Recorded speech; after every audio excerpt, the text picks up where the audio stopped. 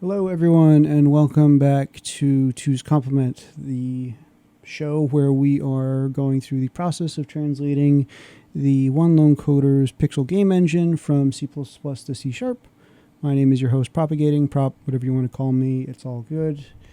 Before we go on, I just want to give a big thank you to JavaX9 for allowing us to use the pixel game engine for this project. And while this project is not endorsed or in other ways supported by Javid or the One Lone Coder project, it's still very nice of them to let us use the pixel game engine for this project. Links to his content are in the description as well as on the GitHub for this channel as well. So without further ado, let's go ahead and get started. Today we're going to be going over our first bit of code, and we're going to be focusing, if you remember from our roadmap that we talked about last week, we're going to be focusing on the lower level objects this week. Primarily we're going to be talking about the pixel class, which has a lot of stuff, and we're going to talk a little bit about some of the foundational classes. And that's pretty much it. Just for time's sake, because the foundational classes are a little bit quicker, we can go ahead and talk about those things first. And really what these are just a couple enums and really basic classes that don't have a ton of stuff in them, right? We're not going to talk about the configuration class today or going over these two, the pixel game engine or sprite class today. Those are a little bit higher level than what we want to focus on. But the first thing that we kind of do see is we have this enum, which is a read code. We can kind of infer based off of this that this is based off of reading a file or some other kind of object. So in our case, I just called this a file read code enum, and we've kind of stored it in an enum in C#. Something interesting to note, though, maybe kind of the only interesting thing that we can learn here is how we handle enums. By default, C# kind of does a lot of numbers and treats them as signed integers. So you're always using essentially 4 bytes to store an integer, right? And if we want to be space conscious, we don't really need 4 bytes for this enum. So instead, we can make this inherit from a signed byte. And what this is going to do is it's going to make this enum, take up assigned bytes worth of space, which is, 1 byte essentially. So with that, we're just being a little space conscious. So we've created our enum here, and that's about it. And there's a couple other enums that are mentioned a little bit further on in the pixel game engine that we've gone ahead and created. So, we've got our key presses. We have a mouse, which is the current mouse buttons that are supported, left, right, and middle, and then there's this pixel display mode, which is part of the pixel class, and you can see is just listed right here. So we've done the same thing in this case. And for our pixel display mode, instead of a signed byte, we've used an unsigned byte, and this is actually going to be a little bit important for this one specifically. This size being only 1 byte is going to be important in a minute. Something else you'll notice here is that we've set the number that's representing our enum to powers of 2. And what this does, this allows us to kind of treat our pixel display mode or our enum as a bit mask essentially, and allows us to do some kind of bit shifting operations a little bit easier when we're using our enum. And this is actually really powerful in C#. I'm not going to spend too much time on it unless we actually see that behavior being used. But when we have cases like this where when we have cases where the enum could potentially have multiple options assigned to that one field, then it's not a bad idea to kind of have a bit mask like this set up, or the enum set up to be used as a bit mask essentially. Like I said, we're not going to go too much into that until it comes up later on, though. And that's really it as far as kind of the starter kind of core enum classes that we run into. So that's all we're going to go ahead and create. There's one other class that is mentioned, and it's a hardware button. And essentially this is just a Boolean for whether the current button is pressed, held, or released.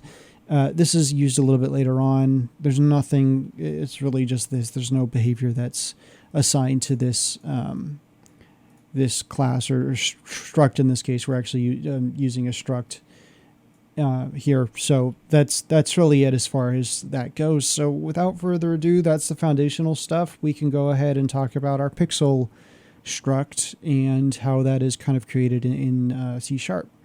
So before I kind of go over to our pixel class in C#, I want to talk a little bit about what we're going to be expecting and how we're going to handle it.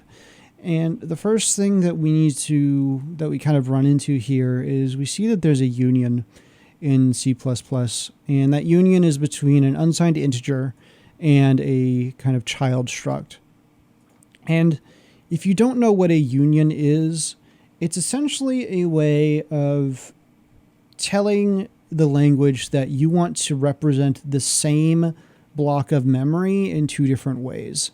So what it's saying is that for the 4 bytes of this unsigned integer that, is this default pixel, I want you to either treat those 4 bytes as an unsigned integer, or I want you to treat those 4 bytes as 4 unique bytes representing the red, green, blue, and alpha values for our pixel.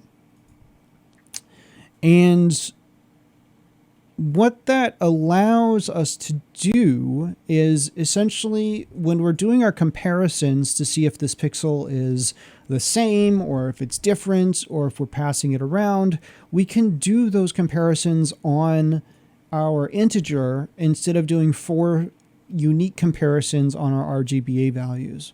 So without really increasing the size of our struct, we are able to kind of do some optimizations, kind of ahead of time, without worrying about, kind of the performance of doing these comparisons later. Now, if you're a little confused about kind of, what the union's doing, I did kind of prepare a little bit of a visual aid, if you will, to kind of talk about it. So, we can just kind of go back over to my little, oops, wrong one. We can go over to, there we go, my little whiteboard here. And really what you can think about this as is you have kind of you have a couple bytes of data in memory. In this case, again, we've got our 4 bytes of memory, and then we also have a display mode for our pixel. But in these first 4 bytes, we have just random data, and we're literally just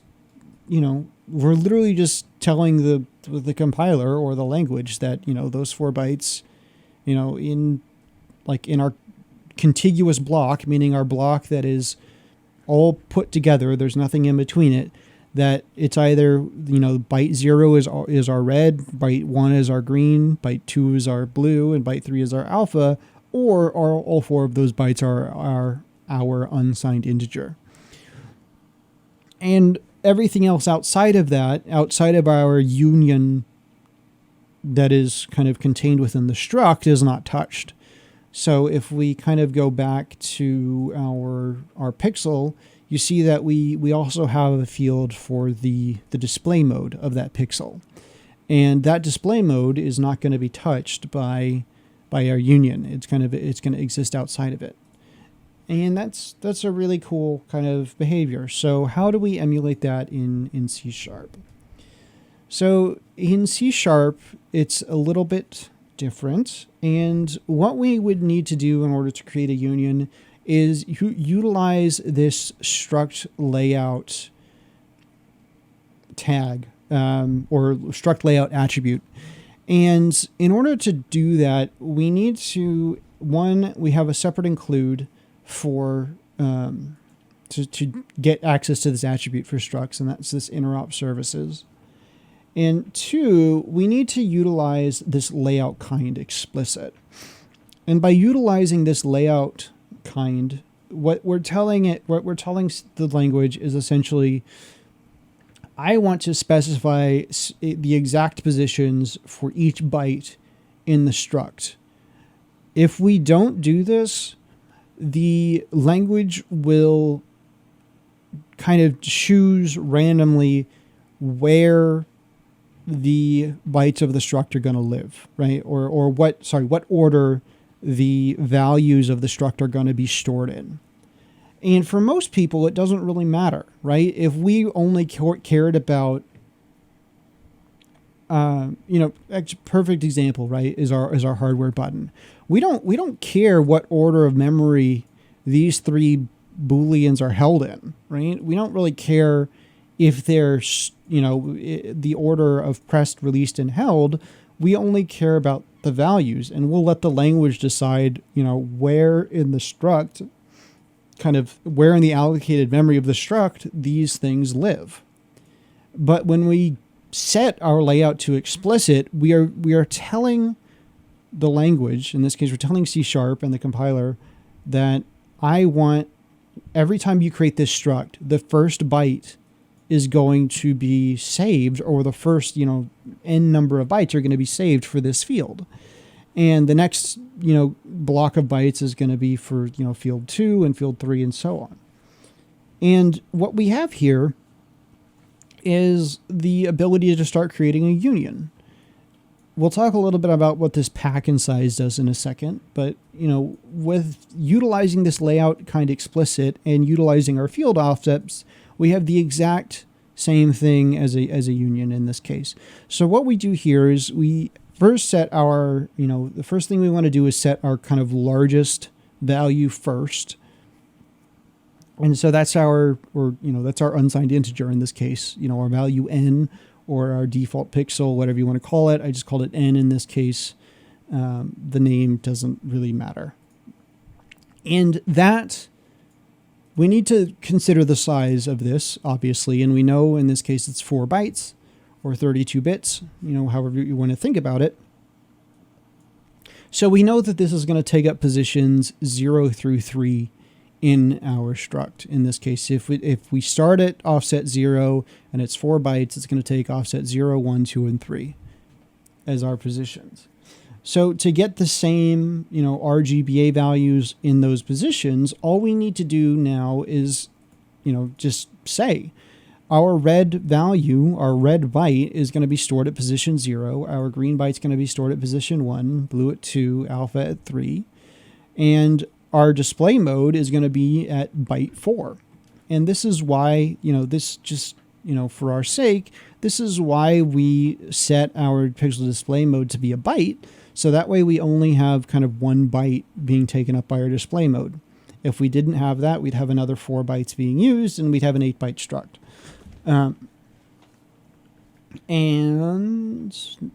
That's just more size than we need.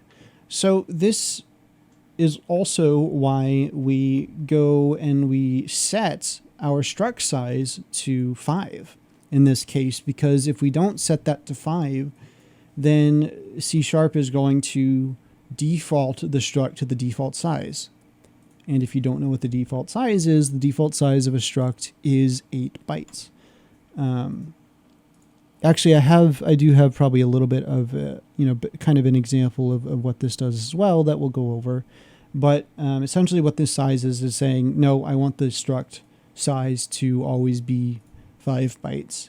Now, the important thing, or one other important thing to realize about this size kind of attribute, is that I could set this size to 2, but that doesn't mean it's going to be a 2-byte struct. It's going to take up as much space as I have fields in this case, so its minimum size is going to still be 5 bytes.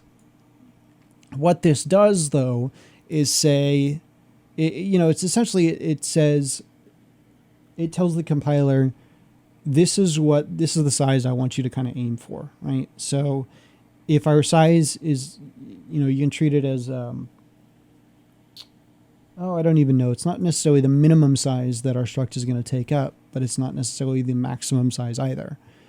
But it's the target size that we want our struct to take.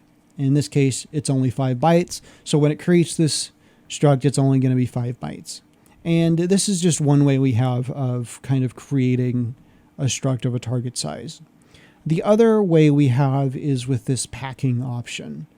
And packing is a little bit more difficult to explain on its own. So let me try and pull up kind of another visual. I apologize for my poor handwriting. But what packing does is it tells the compiler how it needs to pack things in memory. And we have kind of 3 different scenarios here. So the first thing that we need to realize is that packing size needs to be in multiples of 2. Multiples of 2 or powers of 2. I think it might be powers of 2. It needs to be in powers of 2. And the reasons for that are a little bit complex, and I'm not going to get into those. But essentially what this does is it tells the struct how to place objects in memory next to each other. But essentially you can think of it as a way to, again, lay out the memory of the struct. So if we had no pack size defined and we had no maximum size defined, so we're using the default size of a struct, we would have 8 bytes for the struct. And in this case, we have 2 objects, that have 3 bytes of them, X, Y, and Z. So while this might not happen, this might actually get optimized away. In theory, what you could have is you could have 3 bytes in positions 0, 1, and 2. And you could have another 3 bytes in positions 5, 6, and 7. And positions 3 and 4 are kind of empty memory, but they can't be allocated to anything, right? Like the compiler will not allocate these values because it's technically part of the struct. It's reserved for the struct. So we can kind of think of this as wasted space. And without packing or specifying how our data is packed, then we have a possibility of these 2 bytes being open. Similarly, if we did not have a size allocated, we also have, a possibility of these 2 bytes being, kind of wasted memory and not being used by anything. Conversely, if we had 2 byte packing, it's essentially saying, hey, pack these in kind of multiples of 2 bytes. Now, these are, 3 byte large objects. So it's not going to, it can't just say, okay, it's going to be 2 byte chunks, for each object, but it can do it in multiples of 2. And essentially what's going to happen is, it's going to pack this whole object into 6 bytes, and the struct is only going to be 6 bytes. We're not going to have bytes 6 and 7 allocated. So our whole struct is only going to be 6 bytes large instead of the default of 8 bytes. Conversely, if we said, no, I want you to do 8 byte packing, it's going to create 8 bytes worth of memory. It's going to pack the objects together. But again, we're going to have we're going to have 2 more 2 bytes of wasted space again in our 8 byte packing, because even though we only have 6 bytes worth of kind of allocated objects, it's still going to create and allocate 8 bytes of space for our struct. So packing is one way that we are able to limit the size of our struct, but so is the size operator. They're kind of 2 ways of doing the same thing. In our case, I have used both. I use a pack size of 1 because it's allowed, and it's because our objects are all 1 byte large, minus the times when we're trying to access the end value of our struct. And if you want to see this in action, we can actually kind of pull up a physical example or kind of a usable example in LinkPad. So let me zoom out a little bit. And what we have here is we see that we have our struct here created, and we have a couple things here as far as, what we're going to run. So what we're going to do here is we're going to create a new pixel with the values, of our RGBA values as 64, 128, 32, and 16. This is purposeful, so we can actually look at the bits of our struct. Next, we're going to create a new pixel, but it's going to just be based off of the n value. So it's our union of these, P and Q. And then we're going to write out the values of our P or that numeric like unsigned int to the console. We're going to output a bit array so we can look at how this is stored in memory. And then we're going to output the RGBA values of our Q. And then we're going to look at the size of our pixel just so we can, again, look at, how this size and packing works. So let's go ahead and run this. And what you see here is this is our unsigned integer value of our pixel P. And it's just a value, a nonsense value in this case, right? We don't really care what this value is, but it is being created from the bytes or from the bits of our numbers. And we can actually look at how the bits of this integer are being stored. And it's essentially being stored as, 4 8-byte or 4 8-bit values that correspond to our 64, 128, 32, and 16 values. So if I look at the first 8 bytes here, we got 1, 2, 3, 4, 5, 6, 7, 8. And, just want to count backwards, we got 128, 64, 32, and so on. So we see here that, the first byte of our integer value is 64, as, if we look at it that way. And if we look at the next one, 1, 2, 3, 4, 5, 6, 7, 8, we see it's 128.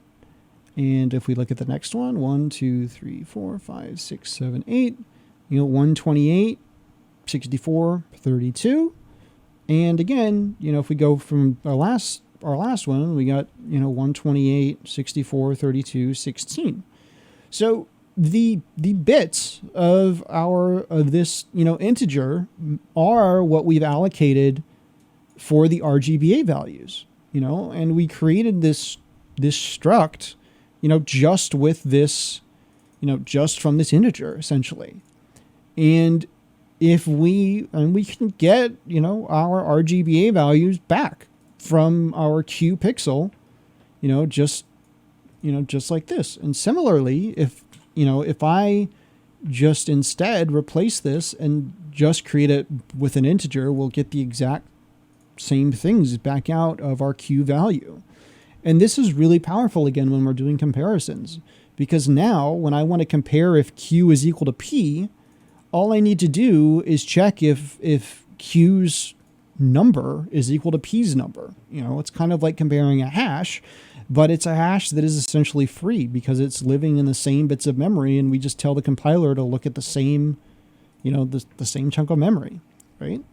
And that's really strong. That's really powerful, and that's fast. And, we didn't have to really do anything to get that performance out of this. And, you might be thinking, hey, it's a little much to try to, optimize away this comparison, but in the Pixel game engine, everything is a pixel, right? We're going to have, depending on your screen size or the size of the window, we're going to have 1920 by 1080 pixels, right? You're going to have millions of pixels on screen. And if every pixel is taking up an extra 4 bytes of memory, or an extra 4 bytes of memory, and is taking up 3 extra comparisons to see if it's equal or not, that's a lot of additional computation and a lot of additional space that we are wasting for no good reason. So the next thing that I want to show you, let me go ahead and just get rid of we'll go ahead and get rid of these comparisons, and let's just start outputting the size of the pixel. And I can demonstrate to you what I mean by the packing and kind of size of a struct. So if I just leave the layout kind explicit here and nothing else, and we look at the size of this struct, it's 8. This means that our struct is taking up 8 bytes of memory, even though it only has really 5 bytes worth of data in it. So now I can kind of demonstrate. So if I do our pack size or packing and set this to kind of the default, which is 8 bytes, you can see that our size is 8. Now, if I set our pack size to 4, what are we going to get? We're going to see that it's still 8 bytes because it's trying to pack our data into chunks of 4 bytes of memory each. So because we've got 5 bytes of memory, it's going to pack 4 of our bytes together. And then our leftover byte, our 1 byte is going to have 3 bytes of wasted space on it. But if we do packing of 2, we should see this go to 6. And that's expected, right? Because again, it's trying to pack our data into 2 byte chunks, but we have 5 bytes. So we're going to have another chunk that is 1 byte of data and a wasted byte, essentially. But if we do our pack size of 1, and it's just trying to chunk all of our things into 1 byte things, we see that the size of our struct is 5 bytes. Because our smallest object is 1 byte, so, and our smallest chunk of memory is 1 byte for the struct, so that allows us to have a 5 byte size. Similarly, we can just choose not to pack things, and I can say, okay, what if I want my size, to be 6 for some reason. Say I had another byte worth of things, I set my size to 6, it's going to create a 6 byte struct. Now, however, if I try to set my size to 4, we're not going to get a 4 byte struct out of it. We have 5 bytes worth of fields here, so it's going to create a 5 byte struct. And, you can't set this size to be too small. You can only really set it to be too big. In theory, you could say, okay, well, let me just set my size to 1 and let the compiler figure it out. I don't really like that. The reason, the nice thing about having the size here of 5 is that 1, it's accurate, but 2, somebody who doesn't know about unions and what unions do and how they're achieved in C# is going to see that this is 5 bytes large. And it's going to trigger in their head, wait, well, how is this only 5 bytes if you have an integer and then 5 additional fields? Why isn't this 9 bytes large? And hopefully that combined with this field offset of 0 is going to, 1, give them a hint, hey, this integer is also the same, chunk of memory as our RGBA values. And if it doesn't trigger that, maybe it'll at least force them to look at something else, look at the documentation and try to understand what's going on here. Now we can always add a comment and comments are good practice to, mention that's what's going on. Something else, just real quick to mention while we're looking at this code is that if I were to just say layout kind sequential, what that would do, it would, say like the order that the fields are defined, I want you to lay out the memory in that order, but we lose access to our field offsets. So you're not going to get the union with the sequential set, essentially. You have to have an explicit layout type in order to use this field offset value. So hopefully this was beneficial and useful, and hopefully you learned something through this demonstration and through kind of our talk. That is really the majority of our complexity relating to the pixel class itself. Let me go ahead and switch back over to Writer here, and we can just real quickly talk about kind of the rest of what's going on. But that's really the big kind of learning thing coming out of this is, one, you can get unions in C#, and it's through doing some cool things with structs. And maybe also you can also create an enum that's only 1 byte large and whose values are not taking up a whole integer, which is also useful in cases like this where we want to be conscious of our size and conscious of our and conscious of like the complexity when we're doing our equality operations. So nothing too exciting in our constructors here. We have 3 different constructors that are created. We have one constructor that is based off of, passing in an unsigned integer into our pixel. And our default display mode is always going to be normal. Essentially, when the pixels are used later, we will specify if they're normal or not, after the pixel is created. And so we don't really do that at creation. So that is, it's kind of why that's, we're always setting it to normal, and we don't have a constructor that's passing in our display mode. Although if that's something you want to add, you're welcome to add it. We have one other constructor here, and that's how to create a pixel from a float value. Essentially what this is doing is, the way this is used and kind of meant to be used is that these values are kind of percentages of 255. So that is how we are creating them. We're casting to byte after doing our multiplication. Nothing real exciting there. Something I did forget is to set our default alpha to 1.0.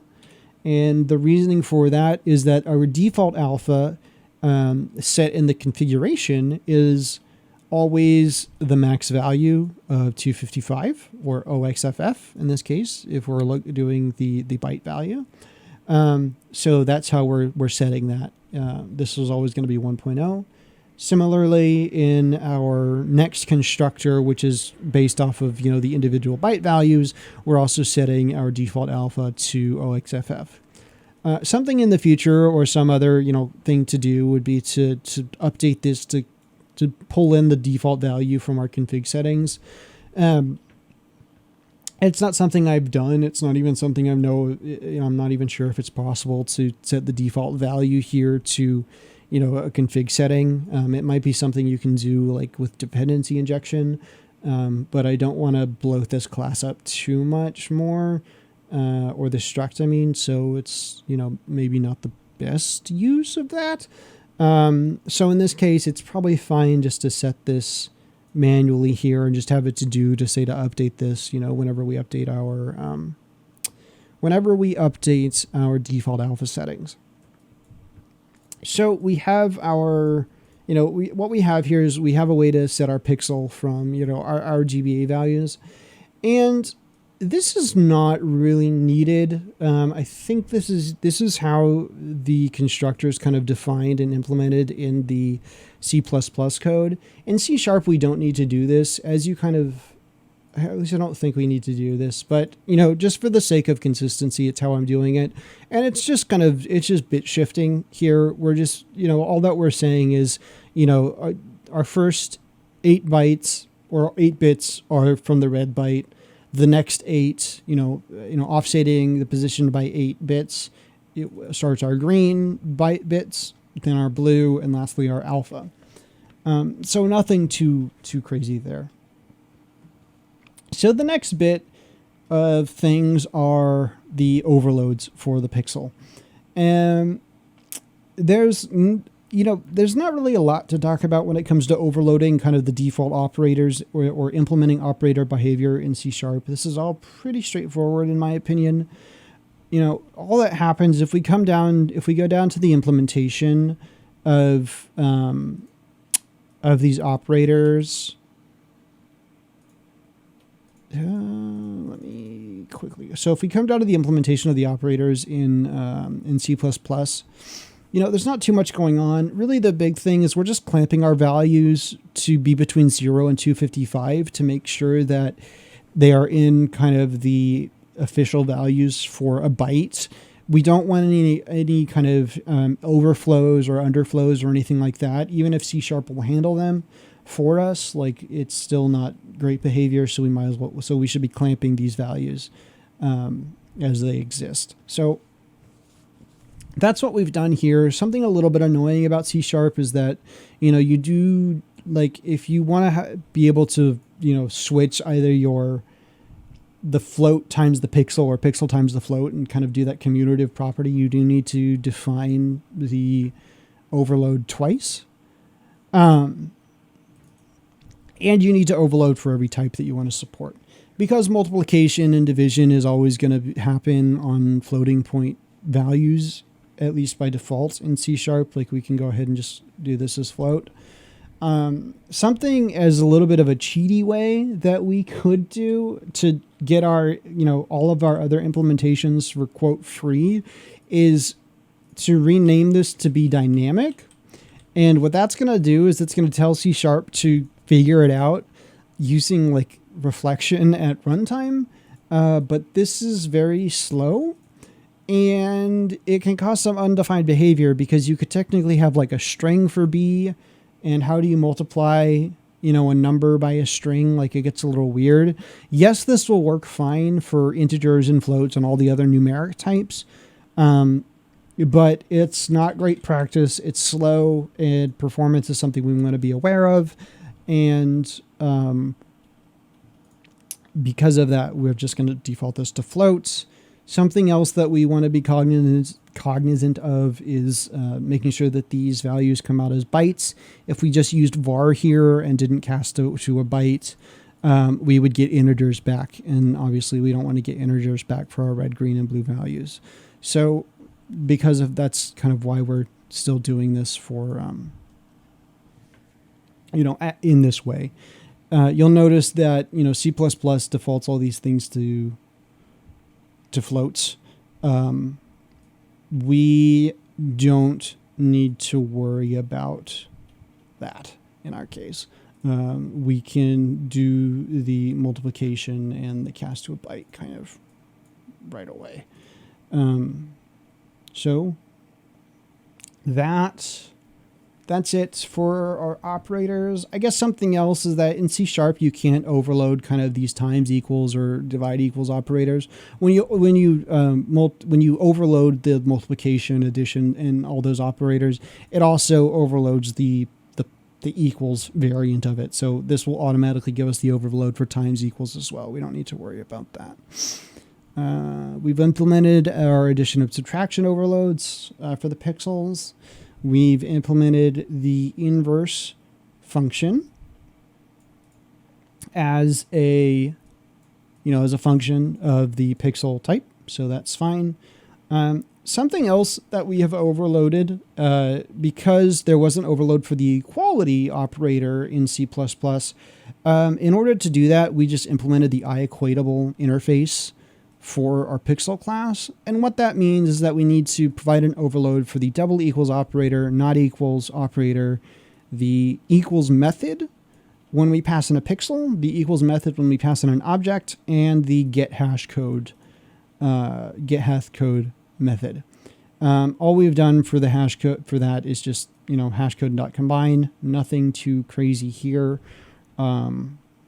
I think this is all fairly straightforward. I'm not going to talk about the IEquatable interface. I feel like that's all should be self-explanatory at this point. And the last thing is this lerp function. I believe this is linear interpolation, so that's what I've called it. And all this is doing is you're multiplying by a value, and you are adding the two pixels together after the multiplication is done. So there's nothing too crazy there. This math is fairly straightforward, utilizing the overloads that we've already done. And the last thing that we have kind of created is, in the code for the pixel definition, right below it, there are a bunch of pre-made pixels that are kind of useful. And so we have gone ahead and created those same values in the pixel class. So now whenever we want to use these, we can just, do pixel.blank or pixel.gray or whatever else, and we'll get that pixel object straight out of it. So that's all well and good, but how are we, we should probably go ahead and test to make sure that all of this stuff is working kind of as intended. And so for that, I've created a couple pixel unit tests just to make sure that, everything is working and behaving as we expect it to behave. So what I have here is, I've got two tests that are testing the union functions. One to make sure that when we create a pixel from our RGBA values, we get the expected integer out. And similarly, when we create it from that same integer, we get the expected RGBA values out. Next is ensuring that, when we multiply a pixel by 2, we're getting double the values for each of our pixels. And again, we're using, in all this case, we're using the same kind of core pixel value for our tests. Same thing with our division. We want to make sure that works. We want to make sure that our addition is working. So as well as the clamping of everything, right? So that's what we have testing for our addition, our subtraction, our inversion, and then our equality. And for the equality here, we are, if we look at our pixel class itself, you'll see that for the equality operator, all that we're doing is making sure that our magic numbers essentially equal each other. We're not worrying about, again, the RGBA values or the pixel display mode. We only care if this integer value is the same. So we're making sure that, again, our RGBA created pixel is the same as our pixel created from the integer value. And if I just go ahead and run all of our pixel tests, we will let these run again. Pending, and we see all of our successes. So we have successfully implemented the pixel class. So that's really it. That's everything that I wanted to go over and talk about. This was a fairly straightforward class. I know it took a little bit of time to kind of go through and talk about everything, but I hope that you learned something today. And, again, a big thank you to JavidX9 for letting me use his code for this. And, please leave the comments and things about kind of how this works. I think for the next video, we're going to go over the resource pack class and loading and saving of resources. I think for now, I'm going to kind of keep this format similar where, the code is pre-written, and then we talk about kind of how, what choices have been made during implementation, and if there's any kind of special behavior that needs to be covered, we'll cover it. I might try, a video or two where it's kind of quote a live coding, or at least it's the code being written with me talking in the background. As it stands, I'm trying to reduce the amount of editing needed for these videos, so I kind of prefer this format. But if the other format's a little bit easier to follow and stay engaged with, then I'm fine trying that as well. So thank you again for checking this out, and join us next time on, I guess, episode 2 or episode 3, I guess. And, have a good one. Happy holidays.